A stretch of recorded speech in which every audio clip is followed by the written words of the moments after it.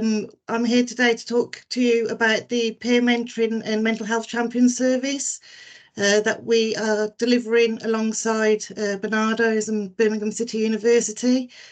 I'm joined by my colleagues today from Barnardo's, Mary Lewis, and then our Mentoring Scheme Coordinator, Afra, who's leading on this service. I've got a few slides that I'm going to share with you about why the service came about, talking about how to be a peer mentor and our peer mentees. And then we've got some time at the end where we can open up the room and answer any questions that anybody has and talk a bit more in detail about how you can refer or apply to be a peer mentor. Ooh. Change the slides. There we go. As part of the conference, there's a safe place approach to all of the events and workshops and webinars. Throughout this workshop, we're looking for everybody to respect each other, have empathy, acknowledging the feelings and experiences of those and identities of those around us. Take care. We'll create non-judgmental caring spaces for people to be authentic. We'll listen, empower and support each other. And then we'll include all LGBTQ plus identities and experiences. So we're ensuring that we create inclusive spaces for people. This is a new service, so we really do appreciate any kind of feedback from people that are attending today, things that we can potentially implement in the service that we haven't really thought about. So hopefully at the end of the session we'll be able to have a bit more of an in-depth conversation around that. But specifically, this service is about building positive wellbeing of specific groups of children and young people where there is a known vulnerability to mental health difficulties. And that's a national thing that's come about over the past few years. But specifically, since the impact of COVID, we've noticed that there's been a significant increase in things like waiting times, assessments and difficulties and barriers for people accessing mental health support. The Peer Mentoring and Mental Health Champion Service came about as part of the Birmingham Public Health, and they're creating the Mentally Healthy City Forum. And it was identified that as an impact of COVID, the barriers that specific groups experiences to accessing mental health support were amplified by things like lockdown and the strip back of mental health services and mental wellbeing services. So Birmingham City Council have funded the champion service, and our place alongside Barnardo's and Birmingham City University are rolling out the service across the city. Just a bit of context in terms of the partnership between Barnardo's, Birmingham City University and Our Play Support. We've been working together for the past 2 and a bit years, on a service which is the Early Help Mentoring and Befriending Service. And that's an early intervention mentoring programme that we deliver to 5 to 18-year-old children and young people across the city that are part of an early help plan. That service has just taken off really well over the past 2 years. And so we were keen to kind of continue working together as a partnership and rolling out more mentoring services. This particular service is for 16 to 25-year-olds, and it's particularly focused on the young people that come from 3 of the following communities. So you've got Black, Asian and minoritized ethnicities, the LGBTQ plus community, and those young people that are part of the disabled communities. Just to note that when we're talking about disabilities, we do include neurodivergencies and long-term mental health problems. As I mentioned previously, prior to COVID, these particular demographics, lots of research demonstrating barriers to support, particularly around, which we'll talk about in a second, stigmatisation. And then during COVID and post-COVID, it's been identified that these particular communities are in need of a more holistic approach and encouraging them to access support and allowing services to be accessible for them. A few statistics, just note that these statistics were prior to COVID, so it's from some research projects conducted by Stonewall in 2018. These statistics suggest that 1 in 7 LGBTQ plus people have avoided health treatment for fear of discrimination because they are LGBTQ plus. 2 in 5 LGBTQ plus students have hidden their identity at university for fear of discrimination. If you're looking at the young people that we're reaching in this particular service, that's 16 to 25-year-olds. So university students, you know, are part of that demographic. And then half of Black, Asian and minority ethnic LGBTQ plus people have experienced discrimination or poor treatment from others in their local community because of their ethnicity. It's expected and part of the peer mentors that we have at the moment and the peer mentees that we have, that the young people that are accessing the service are part of either one or more of these 3 characteristics of the LGBTQ plus, Black, Asian and minority ethnicity, and also the disabled community. In 2020, Mind published some further research around the barriers for LGBTQ youth accessing wellbeing support, and they identified 4 particular themes that proved a barrier for young people from that community.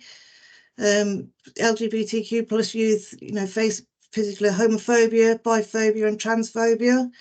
You only have to look at the news and, you know, the government and what they're putting out into the public domain, you know, with these transphobic views, which then makes it really difficult for youth to, you know, open up and, you know, try and access support if they need it. There's a lot of stigma and discrimination, particularly, again, in this day and age. And if you're adding on from being from the disabled community, Black, Asian, minoritized ethnicity as well, all 3 of those communities face significant stigma and discrimination. And so this is acting as a barrier to accessing support. Young people experiencing different difficulties of coming out. One of the things that we've noticed in the service so far is when we ask specifically, because obviously to get the information of the peer mentors about people, how they identify, a number of the young youth have either prefer not to say or unsure. I think this is a reflection of the age and where they are in their own story. But providing and making sure that there's communities where they can speak out can be quite difficult sometimes. And then particularly because of COVID as well, social isolation, exclusion and rejection has increased significantly since post-pandemic. During that period of time, we know that there was a complete shutdown on a lot of services. Either services were stripping back to the basics, or they weren't accepting any referrals or wanting or any support. So yeah, that's had an impact on in terms of the mental health and well-being and the barriers for youth. We see through the mentoring scheme and through the early help mentoring, the current situation of accessing mental health and wellbeing services, given the current state of the political climate at the moment and the lack of funding and things like that. So having a service like this, peer mentoring service, is really, really valuable at the moment, because we're just seeing cuts and cuts and cuts and new services being cut across the board. So we're really looking for, you know, for filling in that gap where we can provide accessible support for LGBTQ plus youth to access mental wellbeing support. As I mentioned earlier, it is a new service, so we are exploring ways of reaching out to these youth. And again, we'll talk about that a bit later on. But we want to be able to remove these barriers that young people are experiencing and making the service accessible for anyone who's struggling with their mental wellbeing. The purpose of the peer mentoring programme is to bridge the gap. So it's stripping things right back to basics almost, prior to youth reaching crisis points, or prior to youth accessing specific mental health services or statutory mental health services. What the service aims to do is to equip peer mentors so they can work alongside mentees to share their knowledge and experience. All of our mentors have lived experience of one or more of the 3 characteristics, and they are really keen on supporting others because they've had their own lived experiences of what it's like not having the support that they need. It's giving people the opportunity to listen and share different perspectives. It's about learning from each other, role modelling, building good relationships, managing disagreements and conflicts, sharing of coping strategies, which I'll talk about a bit more, and then signposting to different organisations that within the community that might help empower the peer mentees and also the peer mentors. The overall aim is to help reduce anxiety, whether it's anxiety about reaching out for support, whether it's anxiety around social groups. It's about addressing challenges before they escalate. So it's very much about prevention rather than crisis intervention. So if we can encourage young people to submit requests for support when they're experiencing kind of low-level well-being issues, then that can really help them moving forward. And we want to make sure that they feel comfortable with seeking and receiving help. So that, again, this could be related to signposting or the different strategies that our mentors will be using with the mentees. But very much it's about empowering the mentees to be able to feel comfortable in seeking the support, or, you know, exploring different things that they can access to help with their well-being. The actual structure of the peer mentoring service, all our peer mentors will have relevant mentor training and safeguarding training, that's CPD accredited training, and particularly with safeguarding, we do focus a lot around boundaries. You know, we are aware that 16 to 25-year-olds support another 16 to 25-year-olds. Safeguarding is key, especially when they're experiencing issues with their mental well-being. And all our peer mentors also have mental health champion training, which is delivered by Mental Health First Aid Association. And that way they can talk about different kinds of mental health issues and feel comfortable in supporting other people with those particular issues. I will say at this point, we don't support youth that may be having suicidal thoughts or self-harming, partly because it's beyond an early prevention service, and that needs a more specific intervention. So we also train our mentors to be aware of this, and if it does come out in sessions that maybe a young person is experiencing suicidal thoughts or self-harming, then the peer mentors know exactly what to do in terms of escalating that and supporting that youth up until we can take over and make sure that they get the relevant support that they need.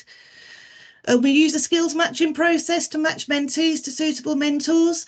The mentoring relationship is a very special relationship, and there's a lot of thought that goes into making sure that right from the beginning we can provide a relationship that is supportive for both mentee and mentor. It's a working relationship, so they'll be working together to identify what the mentee wants to work towards.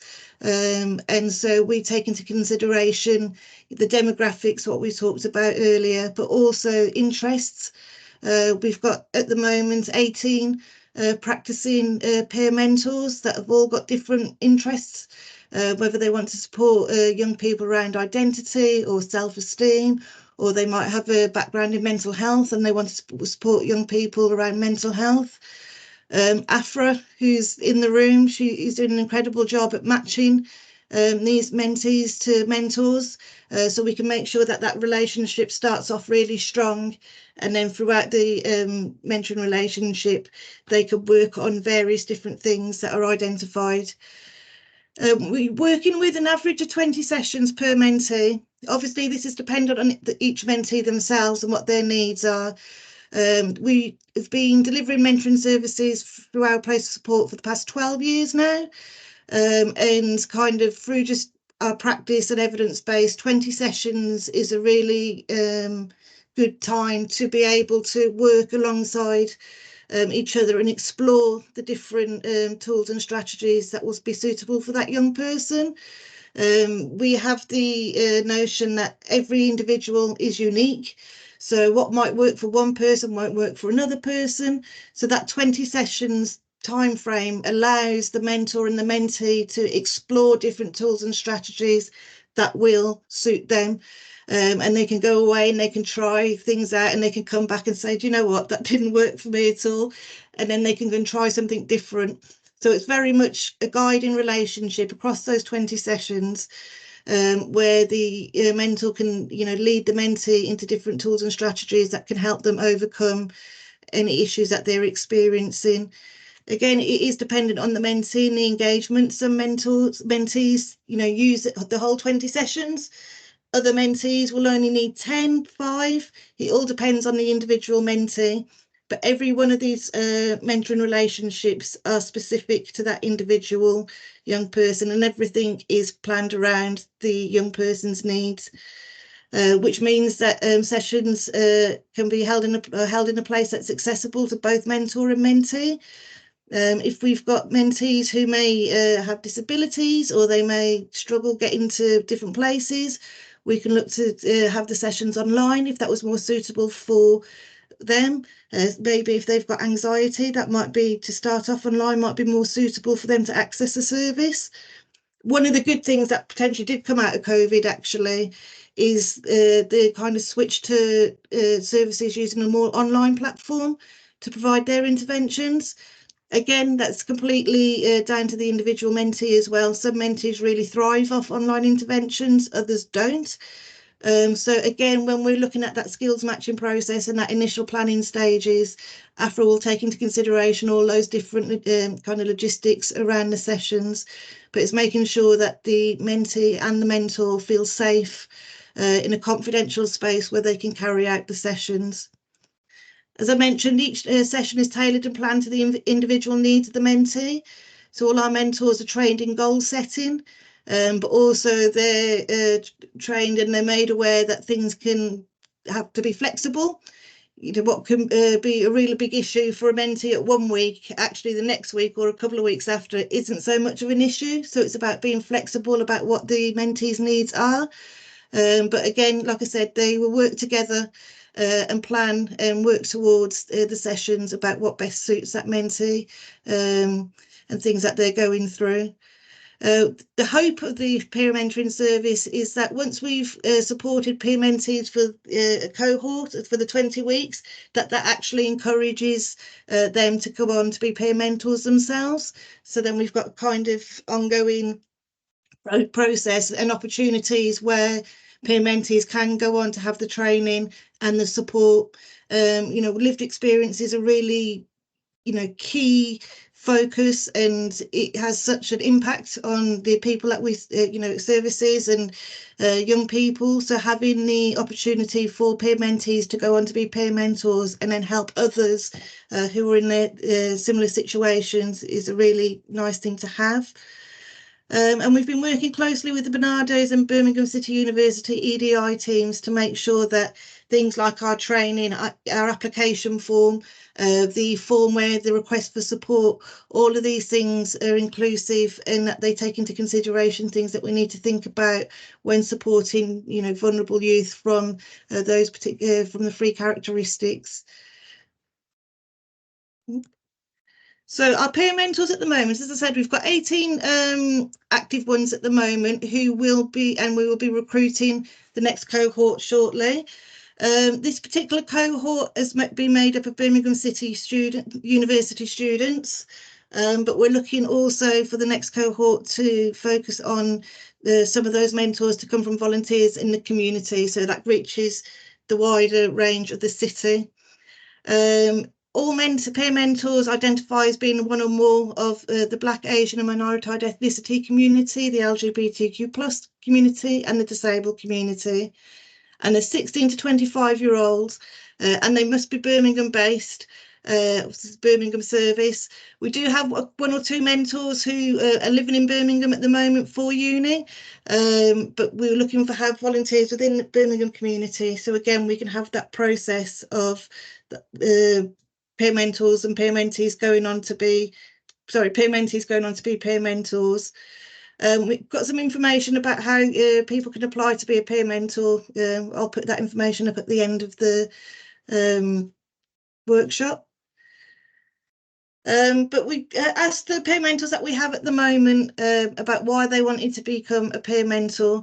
Similar to the referrals that we get in, everybody's unique. Everybody has their own lived experiences, their own motivations to become a peer mentor. We've got some mentors on the team that want to be able to work on their own skills and their own experience, and they want to help others develop their confidence and self-esteem. There's others that want to be a voice to young people, no matter what the situation. I think one of the things that we did find from the recruitment process is just the desire of these young people to help others. It just really shone through in all their interviews, their application forms. And, you know, as a service, it's wonderful to work with and to see, you know, these youth that are just so passionate about helping others, even if they've gone through their own difficult experiences themselves. We've talked about in training about people that have been missed by different services. And I think especially when you're looking at 16 to 25-year-olds as well, there's that kind of transition from children's services to adult services, and a lot of people do fall through the gaps. So yeah, when we talk about peer mentors and what their motivations are, it's a range of things. And we've had mentors that have had mentors themselves, and they've talked about the transformation of having that support from an individual and just the difference it makes in people's lives. Just having that person where they can talk about the things that are impacting them without judgment, without fear of being stigmatized or judged or anything like that, and then having that active strategies put in place where they can make a difference. Some people just don't have that space or that platform where they can talk about their mental well-being. So having 20 weeks is quite a luxury actually when you're looking at interventions. Having that long time frame of working alongside somebody to put those work towards positive outcomes is really effective. So with the peer mentees criteria, matches the peer mentors, so they must identify as being from one or more of the following communities: the Black, age, minority ethnicities, LGBTQ+ and disabilities. Must be 16 to 25-year-olds. Just a note on that as well, actually, when we do the skills matching process, we do take in consideration what age. As you can imagine, 16 to 25-year-olds, that's a bit of a big age jump. So when matching mentors to mentees, AFRA takes into consideration the ages of that. So just to make sure that mentoring relationship at the beginning has that balance rather than the power imbalance, what age sometimes can bring. So we have that conversation about what age would best be suited to the mentee. Again, they must be Birmingham based, and for wanting low-level intervention support such as anxiety, identity and self-esteem. As I mentioned earlier, we wouldn't work with children who, young people who identified as self-harming or experiencing suicidal ideation. It's partly because the peer mentors haven't had specific training around that, and also, you know, it's a specific intervention that's needed to help support such youth. What we would do though is liaise with that referral that we've had in, and that young person that's put the referral in, and signpost them to organisations that might be able to help them. So we're not just leaving anybody hanging when they come through the referral process. Again, we have a process and we've trained the mentors that if this does come up within their sessions, that they know exactly what to do and how to deal with that situation. But if we have a referral that is specifically around self-harm and suicidal ideation, we wouldn't take that referral on. Just some observations so far about the service. Most of the peer mentors that have applied have been cis women. We've got a very small amount of males on the team, and we don't have anybody that identifies as non-binary or trans. So we really would like to encourage or have conversations with organisations how we can, or young people, how we can best recruit peer mentors, mentees. We've opened up our mentoring process, referral process, so that people can self-refer directly from the website. And from that, actually, one of the main sources of referrals are directly from youth. After I did a lot of work around networking different organisations, and we've had one or two from different organisations that have made referrals on behalf of others, but predominantly the referrals have been directly from youth, which actually is a really positive thing because that's what the service is aiming to do. And the main reasons for referrals so far that we've seen is particularly around anxiety. There's been quite a few requests for support where we've had young people that haven't left their house as a knock-on effect of COVID, and as a result of that they've been experiencing severe anxiety getting out into the world and accessing social groups. We've had referrals around people struggling with their identity, and most of the referrals have got some element of young people needing support with self-esteem.